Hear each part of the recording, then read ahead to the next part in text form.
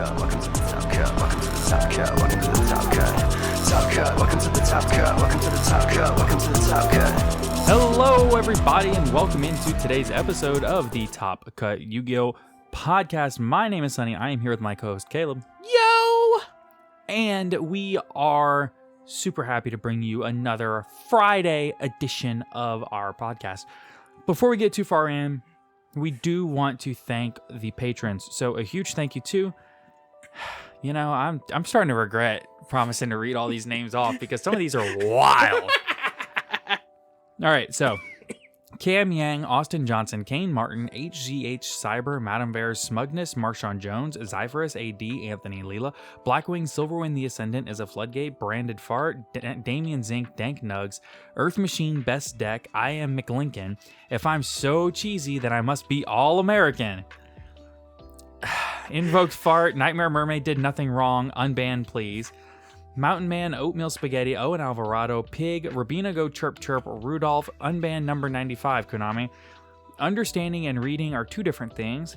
Virtually Savior's World, Zingas Khan, Aaron Gardner, Appaloosa Floodgate of the Goddess. Appaloosa is the one true Floodgate. Asami, Dragon Maidenless Behavior. Fragrant Lies, Occupy, Obsessed Deniers, Guaranteed, Appaloosa the Eternal. If you're wondering about that one, I want you to go back, listen to it again, and write down the first letter of each word. I'm not saying it out loud. Libromancer Best Deck, Maxi Solves Combo, Mystic Mind Duelist, Nordic Best Deck, Old Man Red, Pin Code 143, Ray Powell, Shockmaster Did Nothing Wrong, Slaking It Up, and VFD's Nuts. Thank you all so much for your continued support of the podcast. And if you want to support the podcast, you can absolutely check out our Patreon. There is a link in the description down below. It costs you as little as $1 a month to make me say something dumb. Just please, we ask that, you know, Keep it PG. And something funny or something for, you know, not any. You've had issues in the past with people's names, so just try to keep it, you know, something that you would not mind seeing on your program. But we also want to thank a couple of sponsors. That's right. We are cool these days. We have sponsors. I don't know about cool, but we have sponsors these days. So, first of all, we want to thank our first sponsor, which is Dragon Shield. Absolutely. Dragon Shield is a TCG accessory maker. They make sleeves, deck boxes, playmats, binders, all of those things to help you protect all of this very expensive shiny cardboard. They also do Magic the standard size for Magic the Gathering and Pokemon, so you can protect your Kenko mob boss. Absolutely. Whatever he just said, you can do that too. I don't know what that is. I don't play those other games.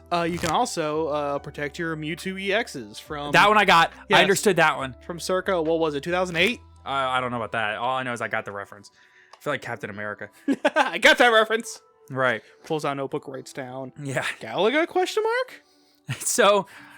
we do, of course, want to thank Dragon Shield for sponsoring the podcast. If you want to buy some Dragon Shield products, be sure to click their affiliate link in the description down below. It costs you nothing extra to support the podcast, and we really appreciate it. Also, be sure to check out their Dragon Shield Yu-Gi-Oh! Scanner app. If you're on iPhone, I'm not sure if it's on the Android App Store. It should be, though. Be sure to go ahead and check out their app and download it, and we are going to be giving away some free 1-year premium subscriptions on our Twitter account probably in the coming week. We're going to be giving away, I think, 5 of them. So be sure to go ahead, check out their Yu-Gi-Oh! Scanner app. We can leave a link to the we're going to try to leave a link in the description down below. I don't know how well it's going to work out, but we're going to try. I'm going to try. Yeah, so be sure to check them out. And also, be sure to check out Millennium Threads. Millennium Threads is an Etsy store. There is a link in the description down below. They put out some awesome merchandise that is both Yu-Gi-Oh! Themed as well as some other different themes. And if you're interested in seeing what they have, there is a link, like I said, down below. And we really recommend you checking them out. Some really great, good quality stuff. Me and Caleb have some hoodies or jackets by them. And just spectacular. We really love what we got. So go buy their stuff. Go do it. Do it now. Yeah. And of course, if you're shopping TCG Player, click that affiliate link in the description before you shop to help us out. No extra cost to you. The usual. All right. let's go ahead and get on into the actual episode because we actually have a lot to cover today, and we have some pretty pressing things that we want to discuss with... Heavy. Yeah. It is... We're going to go ahead and get on into the news. It is with heavy hearts that we are going to announce... We're not announcing this, but if you haven't heard, Kazuki Takahashi has passed away. For those that may not know, Kazuki Takahashi is the founder and the creator of Yu-Gi-Oh! He wrote the original Yu-Gi-Oh! Manga through the late 90s and early 2000s. I believe he parted ways with Yu-Gi-Oh! In 2004. Yes, but he still held a supervisory role. Yeah, but he wasn't writing for the show, manga. Right. He wasn't writing for them anymore. So I'll read out the news article, and then I'm also going to read out the Konami statement. So, an unbelievable loss for all of us. According to a short article from the NHK, which is the Japanese version of PBS or the BBC, around 10:30 a.m. on July 6, 2022, a man wearing snorkeling equipment was found floating off the coast of Nago City, Okinawa Prefecture, and his death was confirmed soon after. According to the Nago Coast Guard, it was confirmed on the 7th that the man was Takahashi Kazuki, the real name Kazumasa, age 60, and the creator of the extremely popular shonen manga Yu-Gi-Oh! The Coast Guard and police are currently investigating the circumstances leading up to and surrounding his death. Additional information. Mr. Takahashi went missing the night before by 9 p.m., reported by the rental car company he was using, as he had been reportedly sightseeing around Okinawa. His body was found 300 meters offshore, and his death was confirmed by the local fire department. And in a statement from Konami, in memory of Mr. Kazuki Takahashi, we are shocked and saddened to hear of the sudden passing of Mr. Kazuki Takahashi. We are deeply grateful for the wonderful Yu-Gi-Oh! Universe that he has created, and our thoughts are with his friends and family at this difficult time.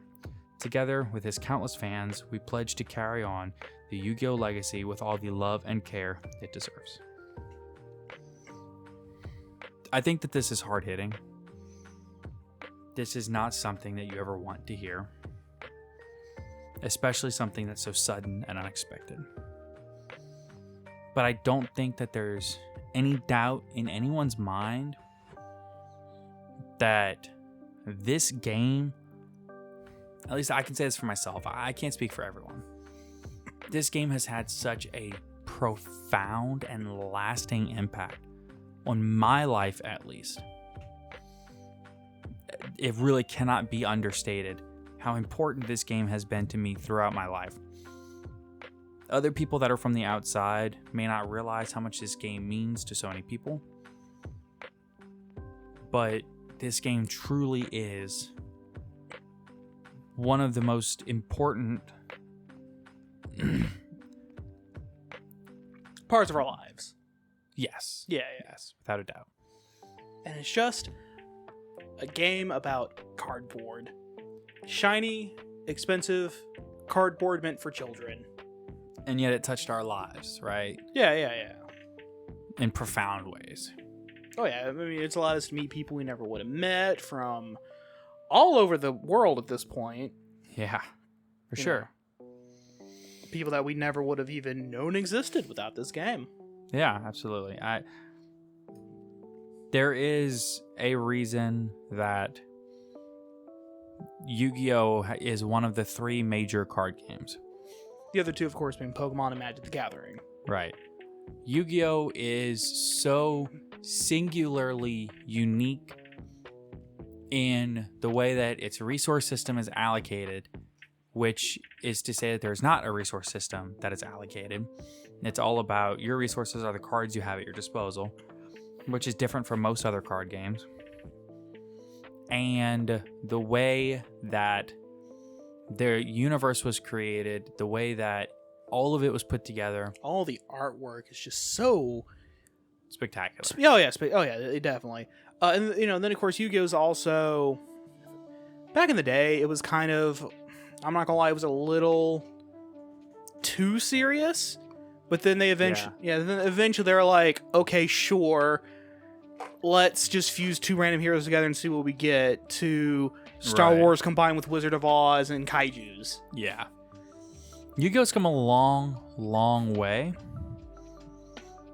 But with that said, I think that Yu-Gi-Oh is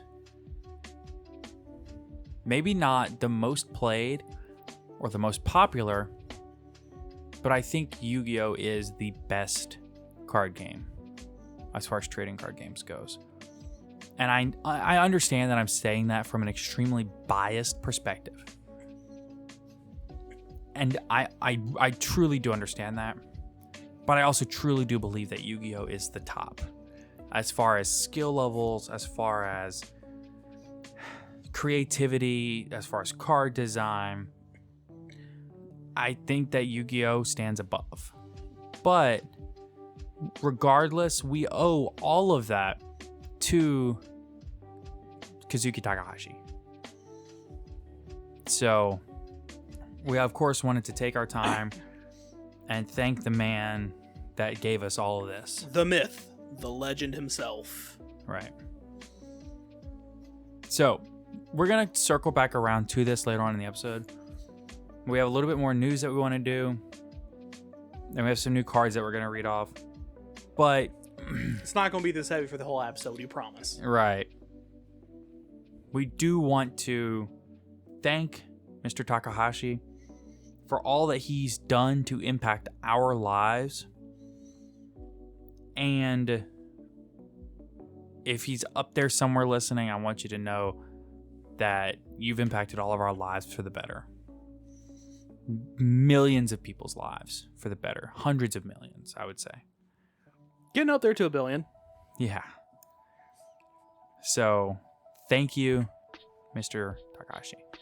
You have had a profound impact. So, thank you. All right, let's move on. We'll circle back around to this. But we're going to cover these things, and then we'll go a little bit more into this later. But let's talk about the sudden and stealthy release of Yu-Gi-Oh! Cross Duel. And as Yu-Gi-Oh! Organization says right here, release dates, once again, are for cowards. Yeah, because this came out of absolutely nowhere yet again. It's also still not available everywhere.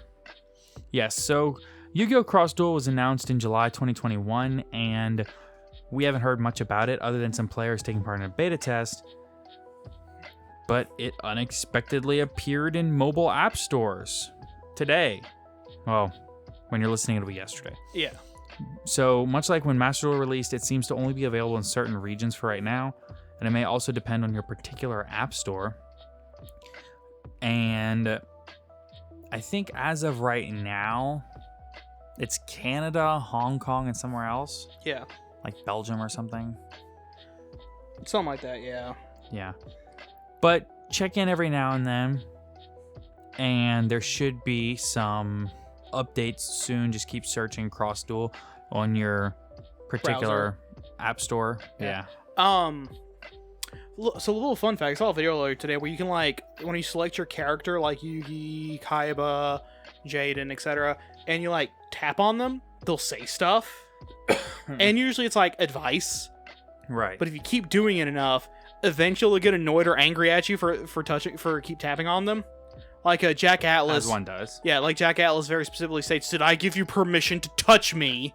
Of course. Yuki's Jane says something like "Ow, stop doing that."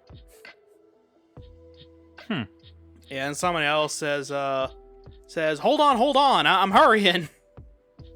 Yeah, they say something funny, kind of like they did in Warcraft 3. What? Yeah, I'm excited for the release in the United States. I'm absolutely going to check it out, if nothing else, just for entertainment's sake. Yeah, it's going to be fun for a couple of days. Unless they do like they did with Master Duel, in which... It'll be fun for a month. Yeah, exactly. Very, very solid month. Yeah. Maybe even 2.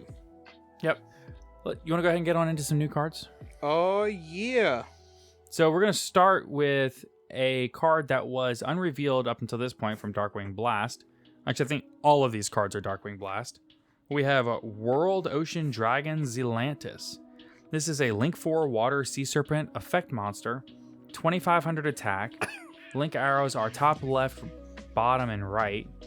And its materials, 1+ effect monsters. Which means because it's a Link 4, you can link off another Link 4 directly into this. Yup. Hey, you can summon Shurag, get the Banish, and then link one into this dude, get the Search. Yes, you absolutely can do that, which is broken. You can only use the second and third effects of this card's name each once per turn. 1, you can only control 1 World, Ocean, Dragon, Zelantis. That makes sense. 2, during your main phase, you can banish as many monsters on the field as possible. Then special summon as many of them as possible to their owner's fields in face-up attack, face-up defense, or face-down defense position. So if your opponent's got a bunch of monsters and you just can't run over, you can blink them all into defense position. Or even funnier, face-down defense position. So if they have effects, they can't trigger them now. Right. 3, during the battle phase, quick effect, you can destroy as many cards on the field up to the number of co-linked monsters. Oh, also because it special summons them back, Yes. you can rearrange your links to co-link a bunch of stuff. You absolutely can. That is correct. And then just battle phase, quick effect. Game. Yes, you can do that. We had originally guessed it was Zilla, as in Godzilla, which takes its name from Kujira, Japanese for whale.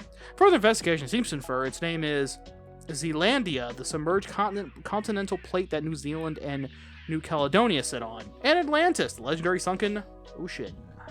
Sparkle, sparkle. All right, let's go to the next cards. Yep.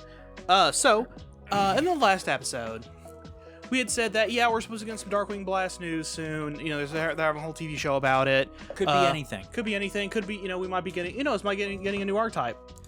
That we woke up the next morning to a new archetype. Not really a new archetype, but it's like a new take on an older archetype that really wasn't its own archetype until the Xyz era. Yes. Ninjas. It's ninjas. We're talking ninjas. Yeah, a bunch of new ninja support. So if you or any of your friends are ninja related, congratulations. Here you go.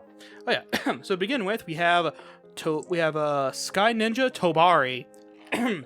Level 1 Earth Winged Beast. You don't see Earth Winged Beast very often. That's cool. You really don't. 0 attack, 0 defense. You can only use the first and third effect of this card's name each once per turn. 1, you can send this card from your hand to the graveyard, special summon a ninja monster from your hand in face down or face up defense position. So it literally turns any ninja monster in your hand into an extender. Pretty good. 2, cannot be destroyed by battle or card effects. The turn it was special summoned or flip face up.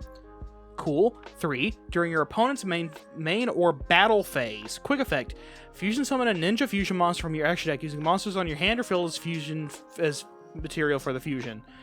That feels good, right? That's a quick effect polymerization. Yeah, it feels good. Oh my god. Next up we have an Insect Ninja Mitsu, level 2 water insect. You don't see water insects very often. 200 attack, 2100 defense. He's beefy. Interesting that so far neither of these are warriors. We'll get to that. Okay, continue. You can only use the first and second effect of this card's name each once per turn. If you control a ninja card or a face-down defense position monster, you can special summon this card from your hand. It's just a generic extender if you play flip monsters. That's funny. Yeah. 2, when your opponent activates a monster effect, quick effect, you can target a face-down one of your face-down defense position monsters. Change it to face-up defense position. And if you do, change this card to face-down defense position. Then, if the targeted monster was a ninja monster, accept itself, negate the opponent's activated effects. Amazing. Oh my god, it's so complicated. Next up, we have Beast Ninja Baku. Level 3 Wind Beast, 1500 attack, 600 defense. You can only see first and second effect of this card's name each once per turn.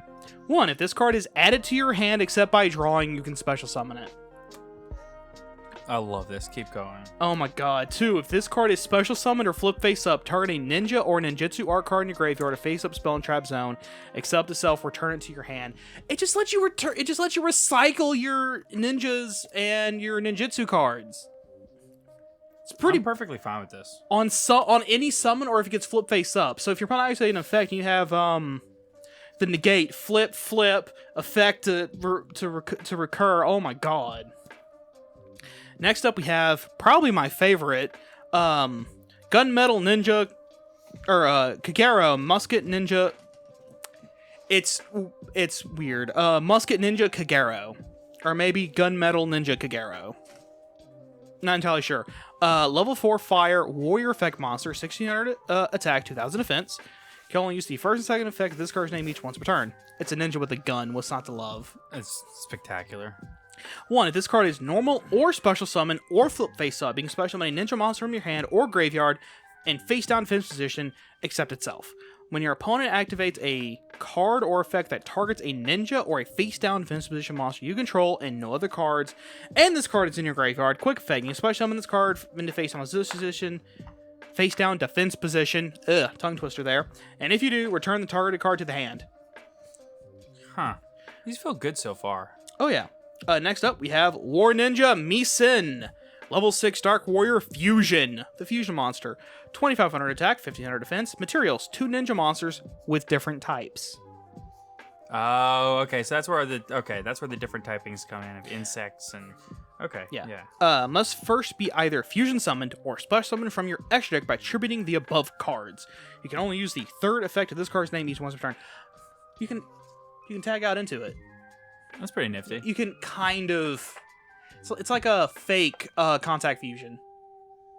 Because you're tributing them instead of just fusing them. It's not really a fusion summon, special summon. 1, your ninja monsters can attack directly. Okay. 2, cannot be targeted for attacks while you control a face-down defense position monster. 3, when your opponent activates a card or effect, quick effect, you can special summon a ninja monster from your deck in face-up or face-down defense position. It's pretty good. I'm with it. Next up, we have a quick play spell, Novel Ninjutsu Art Book. You can only use the first and second effect of this card name each once per turn. 1, if an opponent controls a card... If your opponent controls a card, Seems like a pretty easy activation condition. Yeah, set a ninjutsu art spell or trap and or 1 ninja monster. 1 from your deck and 1 from your graveyard, except another copy of itself. I feel like we can definitely activate those. Oh yeah. It's and or. So you could theoretically, like, set a ninja from your graveyard back to your field, and then set a ninjutsu art from your deck direct to the field. That's cool. Yeah. 2. If this set card is sent to the graveyard, you can target a face-up monster on the field. Book a moon it. That's good enough. Punishes your opponent for popping it. Yes, it does. Ninjutsu art equipment Kanamagura equip spell. Ugh. You can only use the second and third effect. Equip spell. Ugh. You can only use the second and third effect of this card's name each once per turn. 1. The equipped monster gains 500 attack and is treated as a ninja monster. You can banish a ninja monster from your graveyard, then target 1 card on the field, destroy it. That's pretty good. Yo, I'm with it.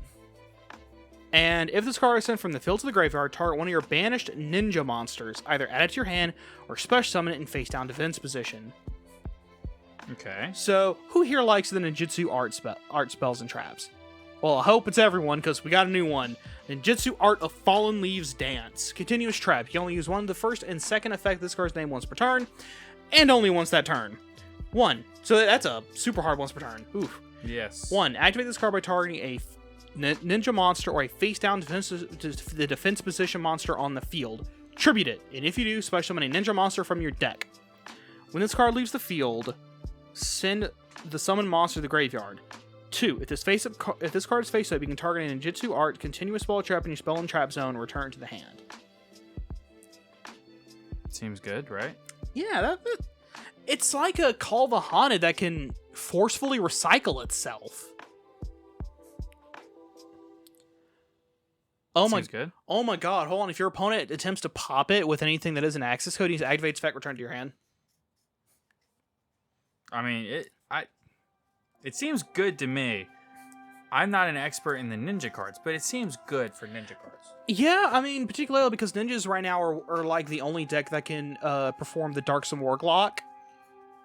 And even then, they would struggle to do it consistently in today's day and age.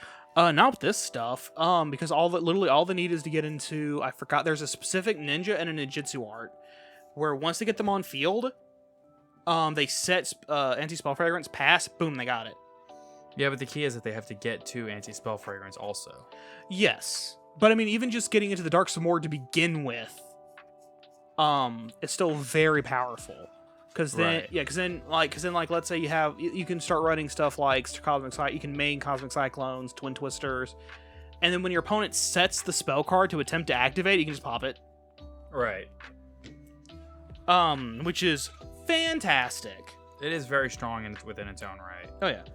And then of course, if you just happen to also have the anti-spell fragrance, boom, there you go. Yes. So yeah, overall, I think the new ninja support is really cool. But I also just kind of think ninjas are cool. Yeah, I agree. I think it's very cool, but I also just think that in general, ninjas are pretty cool. Yeah. So maybe we aren't the best judge of What cards are good. right. So moving right along, we got some new Prediction Princess support. I'm with it. Get pushed out by a ninja? Well, let's supercharge your deck with 3 cards channeling the fortunes of the Netherworld. For those who don't know what Prediction Princesses are, it is a theme centered around flip monsters and ritual summoning, by accelerating flip effects with the effects of Prediction Princess Tarot Tray. This deck balances the use of flip effects and ritual summons to dominate the duel on all fronts. It's a ritual flip deck. I'll be honest. I'm gonna let you read these too, because Fair enough. First off, the new ones, we have Prediction Princess Biblio Muse, level 9 Earth Fairy Flip Monster, 2500 attack and defense, really good. You can only use the first and second effect of this card's name each once per turn. 1. This card is tributed and sent to the graveyard. Special summon in face down defense position. oh my. 2. Flip. Add a Prediction Princess monster, except in the copy of itself, and a ritual spell from your deck to your hand. That feels pretty good. 3. Your opponent cannot target ritual monsters you control with card effects. Also, they cannot be destroyed by your opponent's card effects. That feels really good. That's actually really good. It'll depend on how good they can get the flip effects going. Right. That's kind of the biggest issue, flip effect monsters. Next up, we have Nether Prediction Princess Terra Wraith. It makes sense that would be an issue with flip effect monsters. Level 9 Dark Fairy. 1200 attack, 2700 defense. It is a ritual flip monster, which is really cool. I think it's cool. I agree, it is cool. You can ritual summon this card with another prediction ritual. Must be ritual summoned or special summoned with Prediction Princess Tarot Ray. You can only use the first and second effect of this card's name used once per turn. 1. Flip. You can special summon a flip monster from your deck in face down defense position. Yo. Any flip monster. I like it. 2. Quick effect. Activate one of these effects. Change any number of face down monster you control to face up defense position. Yo. Or change any number of face up monsters back to face down. Yo, my dog. I heard that you like accidental guru support. Not just accidental guru support, you could also run other because of her effect to special summon any flip monster from your deck. That would also, and then it just immediately follow up with her quick effect. That could also give you access to doing some shenanigans with the likes of Nobleman Eater Bug, Hade Hane, Penguin Soldier. Man said Hade Hane. Yeah, it's Hane, but it does too. I know what Hane is. It's just it's a power crept Hane. Yeah, it's a Penguin Soldier that needs a tribute. Yes. Normally. But Alexis, you can get the double pop with Nobleman Eater Bug, or the double bounce with Hade Hane and Penguin Soldier. Or you can also get the flip and then mill off of Raikou. Or you could just get a engine going. A guru engine. Yeah. Oh yeah, definitely a guru. You can also get a guru engine going on top of that. Next up, we have Nether Prediction Ritual. Who would have thunk it? This card can be used to ritual summon any Prediction Princess monster from your hand or graveyard in face up attack position or face down defense position. You must also tribute monsters from your hand or field whose total levels equal or exceed the level of the ritual monster you ritual summoned. So you can just ritual summon out of your graveyard. Wait, yeah, I guess you can, huh? Yeah, and then they can be face up or face down, and you can exceed the level. A lot of the previous ones required you matching the level.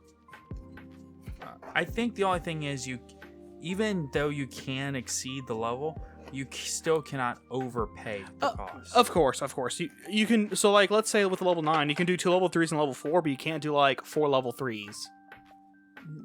Because it's a level 9. Right, yeah, you couldn't do 4 level 3s because then you could have met that cost with less. You know what I mean? But if you have to, you can do 2 level 3s and a level 4 because that's 11. No, that's 10. Right. I'm good at math. Debatable, Yeah. but Its second effect, during the standby phase, if you control a Prediction Princess ritual monster, banish this card from your graveyard, special summon a non-ritual Prediction Princess monster from your deck in face down defense position. That's actually a very solid, fairly solid support. Of course, it's all actually just Guru support, but still, that's cool. Next up, we have Splight support. yo. According to Yugon Organization, first line, obey your thirst. Because Sprite. All right. Want a Sprite cranberry? No, I'm good. So we're gonna start with Splight Sprind, or is it Sprint? I don't know. A new Splight Link 2. Link 2 Fire Thunder Link Effect Monster. That's a really cool type attribute combo. It is 1400 attack. Link's bottom left, top right. 2 monsters, including a level rank or Link 2 monster. Near impossible to do. Yeah. So difficult in Splight. You can use one of the first and second effects of this card's name once per turn and only once that turn. Cannot be used as link material the turn is link summoned. 1. If this card is link summoned, you can send 1 level 2 monster from your deck to the graveyard. 2. If another monster or monsters is link summoned while this card is on the field, you can detach 1 material from your Xyz monster, then target 1 monster on the field, return it to the hand. Why they gotta do that? Do us dirty like that? What on earth is this? If another monster, I gotta read it again. Honestly, this feels really good. Oh yeah, no, because like as long as you have an Xyz monster out, if your opponent summons anything, effect bounce it back to hand. Yeah.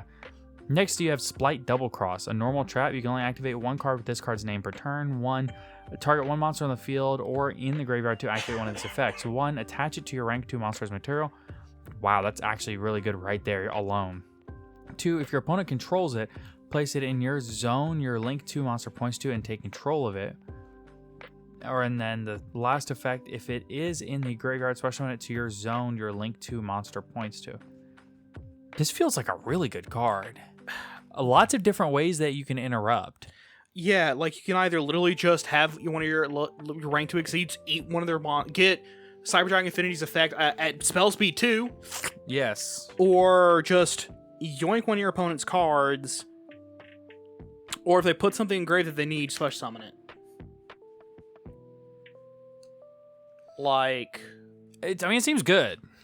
Like, I'm trying to think of, like, in a situation where just special summoning, like, steal one of your opponent's monster out of their graveyard, the spell speed 2 is, like, the best thing ever. Oh! I mean, if they... if they, like... Ben 10 tribute, or Alpha tribute Ben 10. You can't special summon the Ben 10 because it wasn't, ritual summoned. Or no, it was. I don't remember how the combo No. I don't... Oh, Kara's Pitch Kit, right? They wouldn't get Kit's effect. Another example, actually, I just thought of, which is in My point is that you can use it similar to DD Crow. Yeah, but instead you get you steal the monster from them. So then they have to spend their battle phase. Basically, any way that you could use DD Crow, you could use this instead. Yeah, you steal it. Or you could just steal a monster off their field to push for gain. Exactly. Or just eat one of their stuff. Yes. If you don't have the link to it's an incredibly versatile card. Really? I just don't know if it's searchable, but I think it is. It is. It is a Splight Speller Trap. One of the main deck Splites, search for any Splight Speller Trap. Literally the only thing holding it back is the fact that it's a trap card. It's the only thing.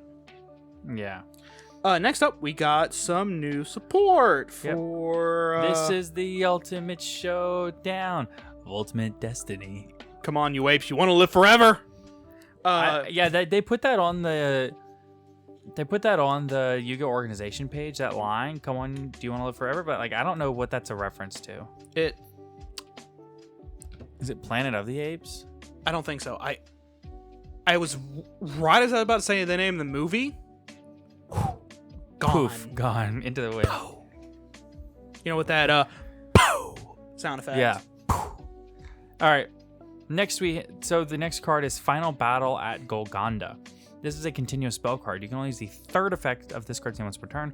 1, this card's name becomes Great Sand Sea Gold Golgonda while on the field or in the graveyard. That being a field spell. Yes. The card is a continuous spell card. Yep. But the Great Sand Sea Gold Is a field Golgonda. spell. Yes. Yeah. Once per turn, if a card you control be destroyed by battle or card effect, you can send one fusion monster that mentions Fallen of Albaz as material from your extra deck to the graveyard instead. And then 3, during each end phase, if you have Fallen of Albaz on your field or in your graveyard, you can special summon one Spriggan's monster from your hand or deck. It's a Spriggan card. Technically? Well, because Great Sand Sea Gold Golgonda is the Spriggan's field spell. Yeah, but it feels more like a Fallen of Albaz card here. Oh, its second effect definitely is. Yeah. Next, we have Tri-Brigade Last Stand. Continuous spell card. You can only use the first and second effect of this card's name each once per turn. 1, if a Beast Warrior and or Winged Beast monster or monsters is special summoned to your field, you can target one of your banished Tri-Brigade monsters, add it to your hand. That feels pretty good. Yeah. 2, if your Tri-Brigade monster battles an opponent's monster after damage calc, you can return that opponent's monster to the hand. It's pretty good. Okay, so the Japanese name of Tri-Brigade Last Stand is Tri-Brigade Deadline. Deadline here is referencing Shisen, which means the point between life and death, being on the verge of death itself. Basically, they're trying to evoke a final charge, last rally, final or last stand, charge of the Light Brigade, 300 Spartans sort of mood. Sure. That is literally what the note said at the bottom of the page. Yeah. All right, you can have the next ones. Okay, cool. So next up we have, unfortunately, some adventure stuff. The adventures in Isekai Land never end, with new support to make up for key parts being limited. Oh boy. First off, we have Sacred Spirit Vessel Thesia? Thesea? Thesea. Thesea. The Sea. I think it's Thesia. Thesia sounds cool. Level 4 Yeah, I like Earth. that. What's with all the Earth Fairies randomly? Level 4 Earth Fairy I don't effect know, but monster. I'm with it. 1000 attack, 1000 defense. You can only use the first, second effect of this card's name each once per turn. 1. If you control an adventure token, special summon this card from your hand. Cool. 2. You can reveal a card that mentions adventure token in your hand. Add a non-normal spell that mentions adventure token from your deck to your hand. You cannot special summon monsters that turn out of its effect except adventure token and monster that mention it. So you can search anything that isn't a Rite of Aramasir. Yes. Next up, we have a continuous spell, Aramatir, the Forbidden Spell. So I guess it's like a dark version of Aramasir. Yes. Continuous spell. You can only use the first, second effect of this card's name each once per turn. 1. During your main phase, I can special summon an adventure token. Great, it's another way to get the adventure token. Hold up. To either field. For whatever reason. Then send one card from your hand to the graveyard. You cannot special monsters that turn you back to this effect, except adventure token monsters that mention it. 2. If a monster you control is destroyed by battle or card effect, you can special summon an adventure token to either field. Again with the either field! That's so weird. Why would I want to give my opponent an adventure token? I can name exactly one situation where it's viable to give your opponent an adventure token. What's that? The Lost World. Yes, that is fair. I don't know. It feels weird. Yeah, it's weird. The only thing I can think of is that they're going to release some adventure token support that's also anti-adventure token support. That's like designed around popping your opponent's adventure token. I'm not sure. It feels very weird and clunky, but Yeah, like why would they? I don't know. all right. Let's go ahead and we are done with new cards. So let's take just a moment to do a quick ad read, and then we're going to talk a little bit more About how Yu-Gi-Oh has affected us. All right. So we want to thank our sponsor, ETB Games in Alexandria, Louisiana. ETB Games is, of course, our locals, and they are a great place to go for all of your card game needs. They are your one-stop shop for everything for Yu-Gi-Oh, Pokemon, Magic the Gathering, Digimon, or whatever other card games you enjoy playing. You can get all of your sleeves, binders, deck boxes, play mats, whatever you need, as well as you can also get D&D and tabletop figurines, books, dice, and whatever else you need for the games that you love. So if you're interested in checking out ETB games, be sure to check out their link, which is in the description down below. If you're anywhere in, say, East Texas, Arkansas, pretty much anywhere in Louisiana, someplace in Mississippi, it's really not a bad drive. And we absolutely recommend checking it out at some point. So, with all of that said, let's get back on into the episode. So, with the passing of Kazuki Takahashi, we wanted to take the back end of the podcast and talk about how this Yu-Gi-Oh card game has affected us and our lives. Because I don't think it's any secret that we love this game to death, but it's kind of understated the profound impact that it's actually had for us. So, you and I were friends before we started playing Yu-Gi-Oh! Oh, yeah. But when we realized that we both enjoyed the game is when I feel like we really hit it off as friends. Oh, yeah, no. That was our primary bonding exercise, I guess. Right. That was kind of the glue that stuck us together. Yeah. Like, it started with us just kind of talking about Pokemon stuff. Pokemon and video game, Mario Kart, whatever. Yeah, but it was Yu-Gi-Oh! That kind of brought us together closer. Right, absolutely. I mean, it was really the bonds that pulled us together. So I guess that you could say that's the first way that Yu-Gi-Oh! Has impacted our lives. Mm-hmm. One of the earliest ways that it impacted our lives. And then, of course, much later, we got to check out Hammond, Louisiana, which I had never been to before. And our first regional. Slidell, thank you. Yes.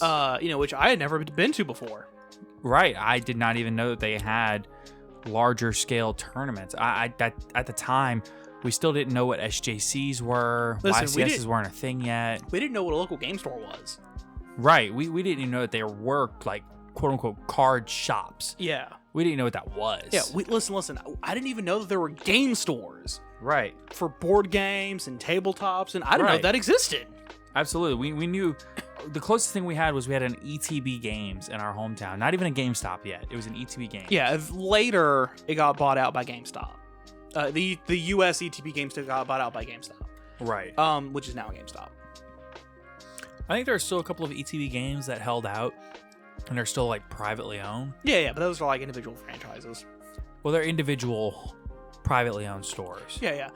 But then, of course, there's also the ETB game. And then, of course, over in Europe, I think ETB Games is bigger. Or is it ETB or EBT? EBT, I think. Because ETB Games are locals. Yeah. You kind of confusing there. Yeah, it is confusing. It was either... I think it was ETB Games. Or EB Games. Maybe? I'm Googling I think it's been a long... It's been years. Yeah, it's been well over a decade. But no, it was a great experience. It was EB Games. EB Games, okay. It was kind of some of my earliest memories of friendship and childhood and hanging out with my friends outside of school. I mean, when I was really little, like first grade, second grade, all the way through about fifth grade, I played playground sports like football and baseball, but I always dabbled with Yu-Gi-Oh! Even to the point where I would play Yu-Gi-Oh! With my baseball playground friends until we moved up after Hurricane Katrina, and not long after that is when I met you. Mm-hmm. And that's when we started playing Yu-Gi-Oh! Again and playing Yu-Gi-Oh! More and started traveling for different tournaments, and it was probably about 4 years later is when we first really traveled for a tournament. Yep. Austin, Texas. Yeah, boy. Well, I say first time we really traveled, it was late 2011, which we did go to San Antonio for one regional. Yeah. So we did regionals in Hammond, then San Antonio, then Lafayette and Shreveport, and then we went to YCS Austin 2013. And then after that, maybe we did one more Shreveport regional before we kind of dropped out of the game. Yeah. Because then after that was the event. Yeah. Yeah, where we went to MechaCon in New Orleans, which is no longer a convention there. I thought they were still... No, I thought they were having one this year. No. Last year was the last year they did it. Because I know ElisiaCon shuttered. Yeah, MechaCon also shut down. Because of COVID. Unfortunate. I'm pretty sure it's because of COVID. So. But it's very, very, very... It was at that con they had a Yu-Gi-Oh tournament where so much stuff of ours got stolen that we just ended up quitting the game. But who would have known that when we came back that we would find this kind of a passion for it. This year was the last year for MechaCon. No. Oh. 2020. When lockdown hit and it came about that time, they just said, we can't survive. Oh, okay. That's what it was. And okay. threw up their hands. ElisiaCon then got shuttered this year. Oh, okay. So now the only major convention that I can even go to, I can even consider going to anymore is Comic-Con. Sci-Fi-Con. You can go to Comic-Con. Yeah, but it's not an anime convention. That's true. It's a generic comic convention, yeah. Yeah, they do anime too, but it's actually where I got one of my favorite t-shirts. Really? Yeah, the bright yellow one from One Punch Man. Yeah. Yeah. It's also where I got a Silent Bob pop figure signed by the man himself. But how much of what we're talking about now, going to conventions, going and enjoying all of these, what are now mainstream things, think about that. Yu-Gi-Oh! Is one of the things that made things like anime, that made things like card games mainstream in America. Oh yeah, I mean yeah, worldwide. I mean yeah, there was also Pokemon and Magic, which Magic is still I think it's still the #1 most popular card game in the U.S. Probably. Pokemon Yu-Gi-Oh being like right behind it. So even without Yu-Gi-Oh, there'd still be Pokemon and Magic in the U.S. But outside of the U.S., most other places, as far as I'm aware, Magic and Pokemon just isn't very popular because trading card games in general aren't very popular. Right. Except for in Japan. That's Japan. Japan's its own little demi plane, just about. Yeah, for sure. What you Googling there, buddy? Most popular trading card games 2022. Fair enough. But yeah, now there's a bunch of different trading card games. There really are a lot more than I was expecting. So. Anyway,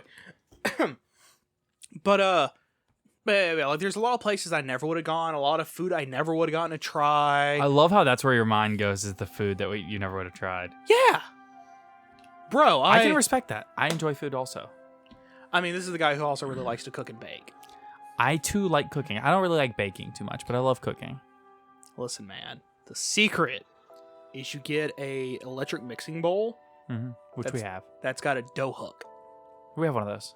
Yes, that's the secret. The dough hook is the secret to breads. I don't know how to use a dough hook. I don't even know. Oh, okay. No, this is not a cooking podcast. We'll talk about it after. That's fair. We're talking about how Yu-Gi-Oh! Impacted our lives, not how the dough hook impacted our lives. Yeah, anyway, it was actually a Yu-Gi-Oh! Cosplayer that introduced me to the whole concept of cosplay. Yeah, absolutely. As its own individual thing. I was actually at a Yu-Gi-Oh! It's actually one of the regionals. Someone was cosplaying Mai, I think. Really? I don't remember. This was years ago. Someone was cosplaying one of the female characters, and I was just like, "You can do that? You can do this?" Yeah, and they said one word to me: cosplay. That's awesome. And that's how I learned that was a thing. Yeah, I have a huge amount of respect for the Yu-Gi-Oh! Card game, for what it's done, not just for me, but for, tens of millions of people all over the world in what is, let's be honest here, a relatively short amount of time. Oh yeah, I mean, 26 years, give or take. Less than that. 20 years in America. Yeah, The card game exactly. has been a thing, Yeah. right at 20 years. Yeah, but like I think development for the game started in 1994. But that was before it was even called Yu-Gi-Oh! It was called like Demons and Wizards or something. Honestly, I want to say that the original Yu-Gi-Oh manga started getting published in like 99. Yeah. But that's when it because like I said, that was whenever he was still developing as a card game. Then he wrote the manga, which was supposed to originally be a serial killer manga. Which is hilarious. Yeah, kind of a Dr. Jekyll and Mr. Hyde thing going on with First Yugi. published in 1999. Yeah, which was supposed to be kind of like Dr. Jekyll, Mr. Hyde thing with Yugi and Atem, the Pharaoh. Right. And he just kind of went, let's make it a card game. To kind of be a more symbolic thing of a battle of wills. Wow. At the end of the day, it really, like I said at the beginning of the episode, Yu-Gi-Oh! Has impacted our lives so profoundly. We sit here upwards of 2.5, 3 hours, maybe more, just recording. Right. And plus the time that we spend on social media for me, Editing for me. on the editing back end and posting for you, hours a day, interacting with people, doing Taking entire days to go places. Like we traveled all the way to North Carolina. No, not North Carolina. South Carolina. South Carolina. No, it was North Carolina. Charlotte, North Carolina. Yeah, there we go. Yeah, North Carolina. Again, a place I never would have gone to. Yeah. I'm- I'm going somewhere where I never thought I was actually going to get to go Yeah. in September. I'm flying to YCS Niagara. I'm going to Yep. Canada for Yu-Gi-Oh! I told my wife I'm going to Canada. And she said, haha, that's funny. Why would you go to Canada? And I said, to play Yu-Gi-Oh! And she said, oh, actually, that kind of makes sense. Are you really going? And I said, I would really like to, yeah. And she said, okay, well, have fun. Think about that. Yeah. If I would have said because I want to instead of for you to play Yu-Gi-Oh, she would have called me crazy. But she knows how much I love this game and how the impact that it's had. Oh yeah. Like the only reason why I'm not going is because I can't afford it. Right. Oh man, I'd have to sell off like everything I have just to go, and then I wouldn't have a deck.